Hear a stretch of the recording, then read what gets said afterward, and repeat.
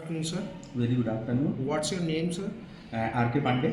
Okay, and what's your preschool name, please? Yeah, we have we are going to start a new academic block for the Okay. pre-primary section, which is known as the Nande Kadam Asa Public School. So that's And we good. are And it's your providing quieter name, sir. yeah, and we are providing a lot of facility uh, as per the new era trend technology. Okay. Contact number? A contact number for the pre-primary section, the management has planned that we are not charging any admission fees to them. Without admission fees, we are admitting them in our school. Okay. Thank you, sir.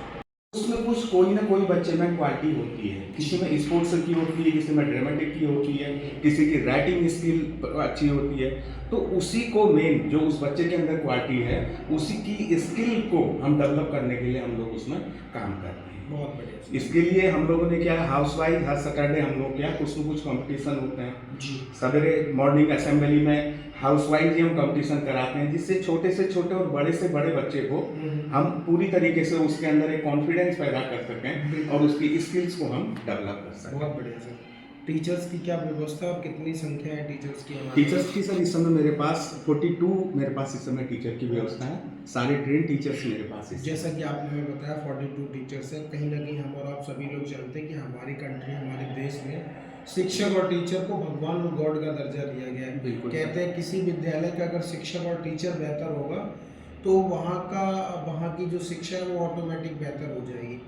तो कहीं ना कहीं कई teachers जो teachers को responsibility दी जाती है उसको बखूबी समझते हैं और कई टीचर्स इसके विपरीत भी होते हैं।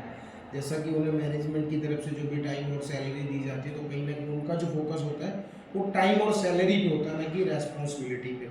तो टीचर्स को हमारे यहाँ किस तरीके से हायर किया जाता है, कैसे रेस्पॉन्सिबिलिटी को जज करते हो टीचर्स की? सर टीचर्स का देखिए हमारा जो सिलेक्शन है वो डेमो बेस्ड है जी। उसके बाद उसका इंटरव्यू है जी। मेरा ये मानना है टीचर नॉलेजेबल नहीं। देखिए अगर हम टीचिंग पद्धति की बात कर रहे हैं तो दो तरीके की हमारी टीचिंग पद्धति होती है, एक जिसको हम कहते हैं स्टूडेंट ओरिएंटेड, दूसरी हमारी होती है टीचर ओरिएंटेड। मैं प्रीफर हमेशा करता हूं कि जो भी टीचर हो उसकी जब टीचिंग मेथोडोलॉजी हो वो स्टूडेंट ओरिएंटेड हो। उट means what ever he is imparting everything should be gain by the student. बच्चे की ही सेटिस्फैक्शन मेरा सेटिस्फैक्शन है जी।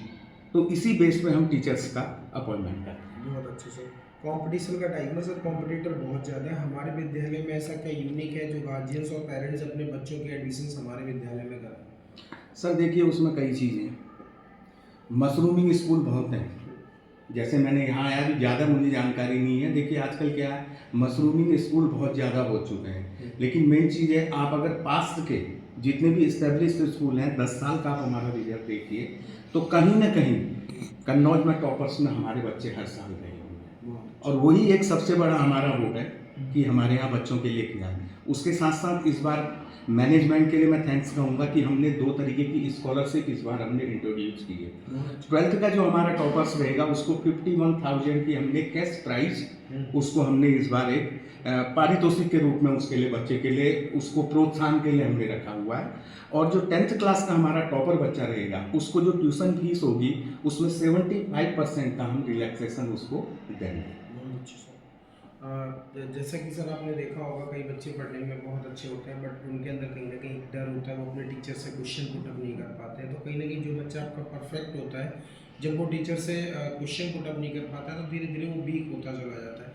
तो इस तरह के जो बच्चे इनको कैसे आप मोटिवेट करते हैं और किस तरीके से मोटिवेट करने के बाद मैनेज करते हैं? सर देखिए बहुत अच्छा क्वेश्चन आपने पूछा जो अक्सर हम लोग स्कूलों में इस चीज़ को हम फेस करते हैं। उसी के लिए मैंने आपसे कहा था ना कि हम बच्चे की ऑल ओवर पर्सनालिटी में हम उसके डेवलप करने का हम लोग काम करते हैं। बिल्कुल। बच्चे के अंदर बहुत अच्छी स्किल्स है, बहुत अच्छा है बच्चा पढ़ने का, स्कॉलर है बच्चा, लेकिन 2 लोगों के सामने बच्चा अपनी बात को एक्सप्रेस नहीं कर पाता।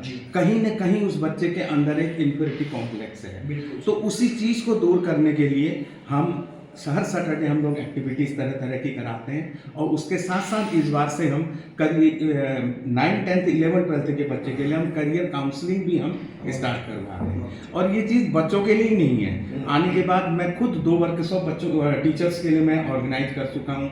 मैंने अभी लास्ट टाइम में बोर्ड के एग्जाम होने से पहले मैंने एग्जामिनेशन स्ट्रेस पे बोर्ड के बच्चे प्लस हमारे पेरेंट्स के साथ मैंने एक वर्कशॉप भी कंडक्ट उसमें कराई कि how to remove the examination stress, उस पर भी हम लोग कार्य कर रहे हैं। और उम्मीद है कि पूरे सहयोग के साथ, सारे टीचर्स के सहयोग के साथ हम इस फील्ड में काफ़ी हमें सफलता प्राप्त होगी। बिल्कुल। एक अहम क्वेश्चन, जैसा कि जैसे सेशन आपका स्टार्ट होता है तो कहीं ना कहीं पेरेंट्स के माइंड में बहुत सारे क्वेश्चंस पुटअप होते हैं, वो डिसाइड नहीं कर पाते कि मैंने किस विद्यालय में अपने बच्चे का एडमिशन कराना है।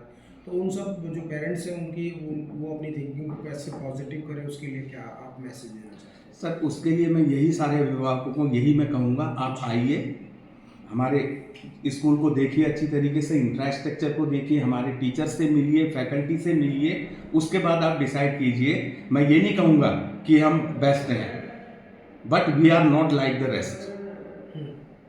तो इसलिए मैं कहूँगा आप लोग आइए, आप लोगों का तहे दिल से मैं स्वागत करता हूँ। आप हमसे मिलिए, हमारे विचारों को समझिए, अपने विचारों को आप रखिए और उसके बाद आपको उचित लगता है तो आप हमारे यहाँ बच्चों का एडमिशन करवाइए। बहुत अच्छे सर। जैसे कि जो भी इंटरव्यू मैंने आपका किया है ये लगभग 10 या 12 किलोमीटर के रेंज में प्रॉपर तरीके से सर्कुलेट होगा और मैं समझता हूँ पूरे एरिया में सर्कुलेट होगा। तो एक बार हमें प्रॉपर विद्यालय का एड्रेस और जैसे अगर कोई कांटेक्ट करना चाहे आपसे एडमिशन्स को लेकर तो एक कांटेक्ट नंबर सर प्लीज़। देखिए, जैसे कि मैंने पूर्व में भी बताया, आशा पब्लिक स्कूल सिकंदरपुर छिबरा मऊ पर स्थित है। अगर आपको एडमिशन की कोई भी क्वेरी के लिए आपको चाहिए तो मैं आपको नंबर दे रहा हूँ 9936656196। इस नंबर पे आप जब चाहें आप मुझसे कांटेक्ट कर सकते हैं और स्कूल के बारे में जो भी आपको जानकारी चाहिए आप यहाँ से मुझसे प्राप्त कर सकते हैं। बिल्कुल, बहुत बहुत धन्यवाद। Thank you very much sir. Thank you sir.